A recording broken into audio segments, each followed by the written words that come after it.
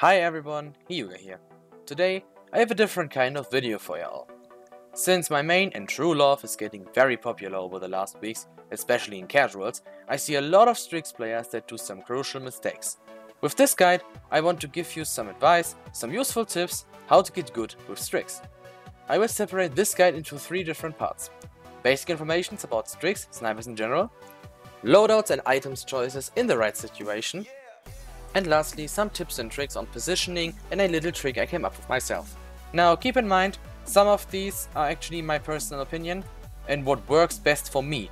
There is the possibility you might not agree with me, which is totally fine. Without further ado, let's get started. Strix is currently one of the 2 snipers that are in the game. He has a basic HP pool of 2000 HP. He is equipped with a sniper rifle that deals 1200 damage every 1 second. Also, special about that rifle is its bolt action, so you don't need to charge it, you can immediately aim and shoot. It is possible to keep shooting and firing at a fire rate of 0.6 seconds, although you would rather hit your teammate than the barn door because of the inaccuracy of the gun. His special ability is to switch into another weapon, his special and trusty sidearm, a semi-automatic pistol. This pistol has a roughly DPS of 1000 to 1700 damage depending on how fast you fire. Remember though, faster firing equals more inaccuracy and also harder recoil. While having your pistol out, you can use your right click to fire a flare which reveals enemies in this certain range. For you and only for you. If you hit an enemy with your flare, it also deals 200 damage and an additional 100 damage afterburn over 3 seconds. The next ability, and the ability which makes him unique from other snipers not only in other games, but also to his counterpart Ganessa, is the ability to go invisible. When you activate Strix's stealth, you use the special stealth resource. Activating stealth consumes 33% of your stealth resource. Use 10 of this resource every second. So you can basically stay invisible for up to 7 seconds at max. Remember though, taking 500 damage or more will cancel your stealth. Also keep in mind, while you are invisible, you give a owl-like noise from you, which enemies can clearly hear, and they can spot you with that. Also, at a certain range, enemies will be able to see you. That range can be extended by buying Illuminate. Be careful about that.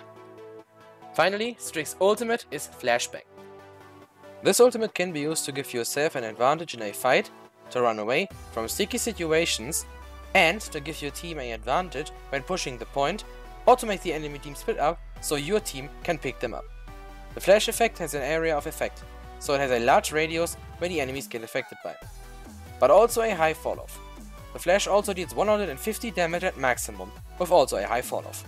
If the enemy gets hit by those 150 damage, they will be full flashed for a max duration of 4 seconds. CC immune targets won't be affected by the blindness. Strix ult is basically a pocket version of Mave's ult, which can come in very handy if you get jumped on. To round up the last point of our basic informations, I want to make sure that you understand what Strix's basic role actually is. Strix is a sniper, so your priority is to pick off high value targets. The order for these targets are like this. Firstly, supports, then damage, then tanks. Flanking enemies will most likely come after you first, so keep checking your environment so they can't ambush you. After you or one of your teammates killed the flank that tried to ambush you, and if possible, reposition yourself, so the flank doesn't have an easy time getting you a second time. It's also not a bad idea to be close to your team so they can help you if someone gets the jump on you, so you don't have to fight him alone. Now let's get into the second part of this video. The one where probably opinions will most likely shatter everything. Now, I personally only have one Strix loadout. I used this loadout for a long time. And although I have 1 or 2 cards I could switch, I think the loadout I have right now is probably the best one you can have. Except maybe again 1 or 2 cards. Now, for me, really important is infused crystals. Level is not important because I only play bound mode. Those extra 4 shots in your pistol and your sniper are crucial. So you have those 9 shots in your sniper and 14 in your pistol. Hiring your DPS and giving you a brighter chance to survive. Another card I really like is Guerrilla Tactics. Now, since Strix invisibility got nerfed, getting as much invisibility as possible is your best bet. Guerrilla Tactics gives you 30 staff resource for every kill and elimination. So you just need to hit them and your teammate have to finish them off, you get 30%. Very helpful. The next card I really like is Dexterous. Dexterous reduces the time you need to swap to your sidearm, so your pistol, which basically is a quick switch mechanic for Strix, which is very, very helpful when you get jumped on, so you don't need like 100 years to pull out your pistol and defend yourself.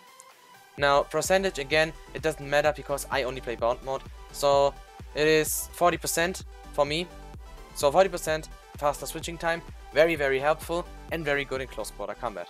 The next card I like to use is Trigger Control. Trigger Control reduces the inaccuracy of your pistol while fast firing. Now, the percentage number isn't really high, and on the first glance it doesn't seem really useful. But giving your pistol the opportunity to hit 1 or 2 more shots, that is basically 250 or 500 damage more, that would maybe have saved your life if you wouldn't have used this card. So yeah, Trigger Control, definitely one of the better cards I would use. The last card in my loadout is Grizzled. Grizzled is like one of those basic cards. It increases your HP by 200. Very basic, very useful. Now, again, it is not a high number, and some people might say, oh, not a high number, not worth it. But think about it. Without this card, Strix has 2000 HP. Having this card, he has 2200. And those extra 200 HP have saved my booty more than once. So, it's definitely one of the cards you should have in your loadout. Now, if I want to switch a card out, I would most likely use Relentless. Relentless is a card that increases Strix movement speed wide scoped by 40% on level 4. It is a card that is quite useful because, well, it increases your movement speed and makes you harder to hit when scoped. Though, I don't really use this card anymore because I'm so used to being, well, almost stationary while aiming, so it is not a card anymore for me. But most people use this card actually, and if you can play with that, and I would definitely recommend using this card just to see if you like the movement speed while scoped or if you more likely prefer standing almost still.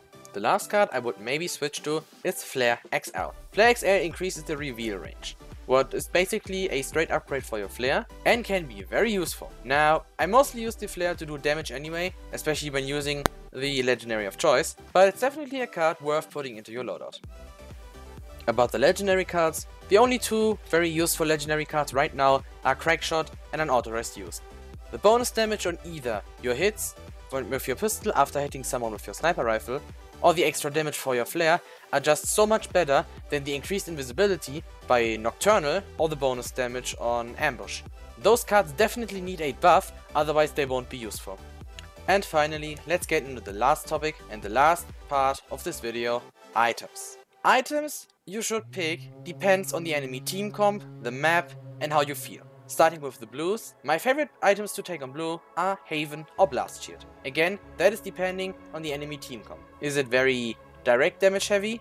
You go Haven. Is it very blast damage heavy? You go Blast Shield. If you know the enemy has an Androxus that goes after you, you should also go Haven. Going into the green items, I like to go Life Rip or Kill to Heal. Or, well, either of both. Life Rip is just in general good because you deal a butt ton of damage and get 10% up to 30% of this damage back, which is 360 damage per sniper rifle hit. Now, Kill to Heal, you get the HP from getting an elimination. And since you are staying in the back and you just poke on people, if your teammate gets someone you just shot, you will receive your 300, 600, 900 HP. Going into the yellow items, I like to go Morale Boost. Now, a lot of people say Strix Flare is useless, why you go Morale Boost?